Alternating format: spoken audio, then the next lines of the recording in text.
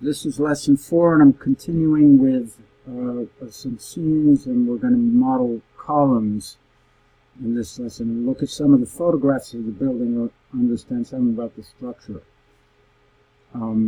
Let's do that first. So here are some images that I've collected. And it looks like there's a massive column by the entrance area, so they had to open up that dome somehow. But what we're looking at, and here's an historical picture, what we're looking at is a series of structural elements around the perimeter of that dome at the regular intervals, or the intersection of those walls. So let's, and at the base of, at the top of the columns are holding up trusses that span the dome itself.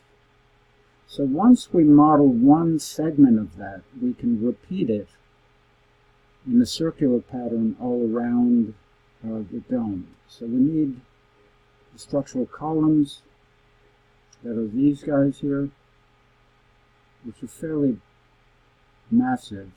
And then there's a series of columns that hold up the building addition at the front and back that we'll add sometime later. Right. And that, so it is though that that series of trusses that hold up the dome that allow us to span this entire space. That's how it creates this big wide open space. So let's look at, let's first save out. I'm going to turn off the visibility of the section planes, section cuts for now.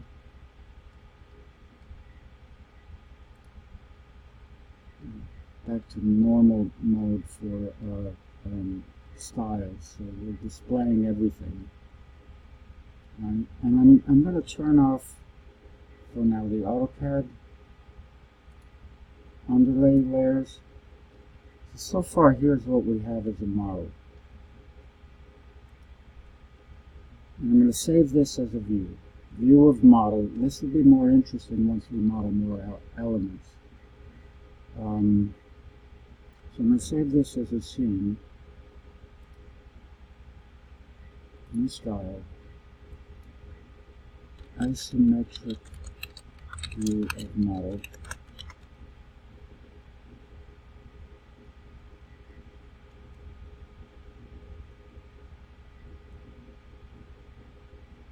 And let us turn on X-ray mode and reveal the underlying AutoCAD flow. We're going to need that to, so and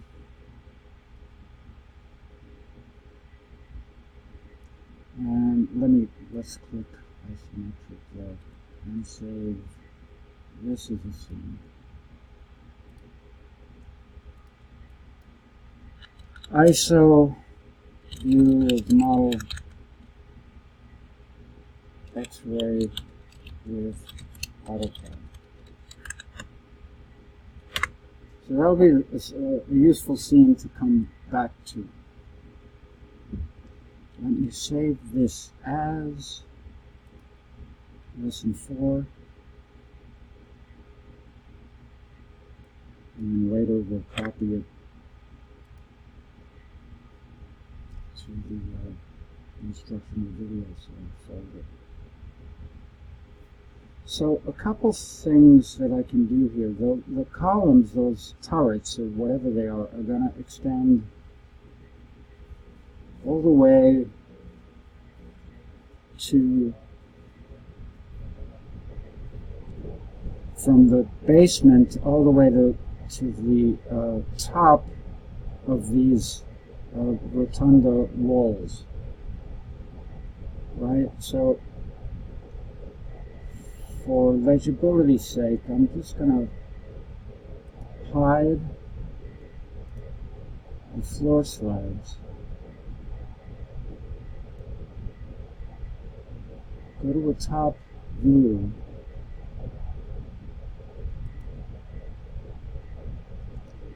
And I'm going to create a circular structural element that's going to encompass or represent those turrets, or those structural elements at the perimeter. They're probably larger than this. Actually, I'm going to turn off the walls because things are going to snap to the walls. So somehow or other, we have to create a shape.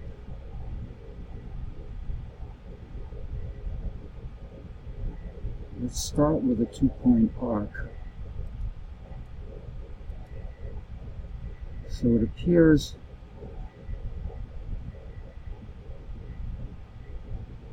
that the circle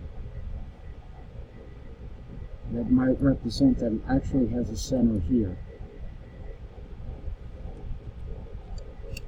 Let's see if we created a surface. We didn't create a face. But I'm going to say that that little intersection, the model, we use that as a center. That's going to be close enough. I'll make it a little bigger. It looks like radius of 3 feet. Let's call it 3 feet. 3 feet. And I created a face. And I'm going to extrude that to a height, the height of the walls. The walls, remember, were 35 feet. The walls interior round, they were 35 feet, but we started somewhere down there. So I'm going to, with the walls on, I'm going to push that shape, hold the shift key to the height of that wall. Right? Now I'm going to triple click that element and make it a component.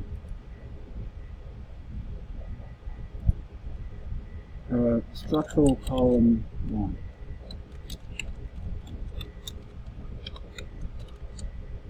So that's that turret. Now I'm taking some liberty in representing that, right?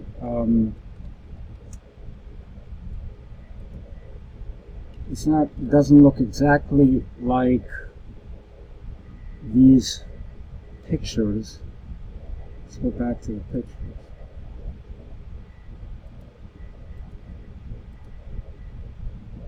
Like that.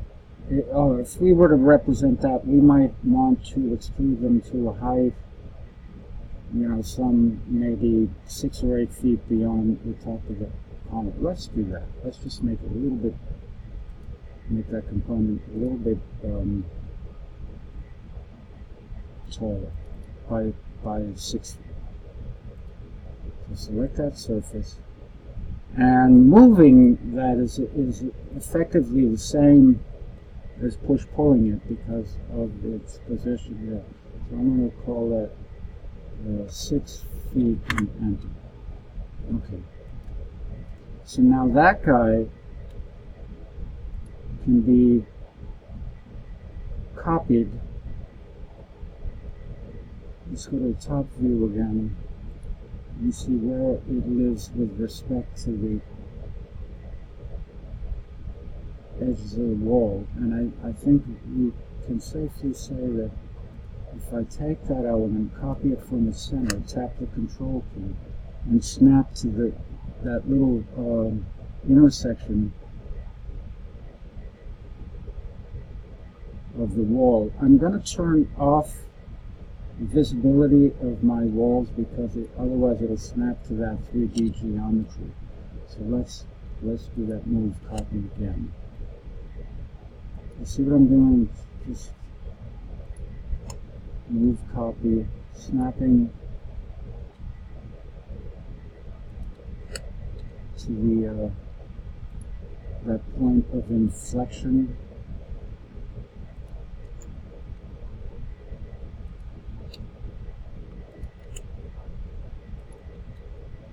I could probably have done a circular array, but this is a little more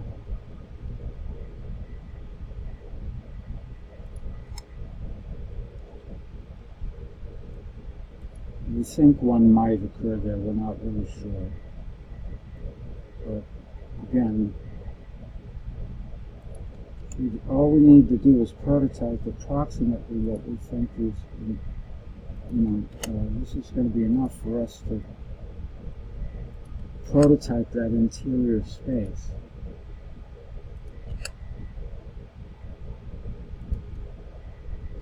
So understand I've taken some poetic license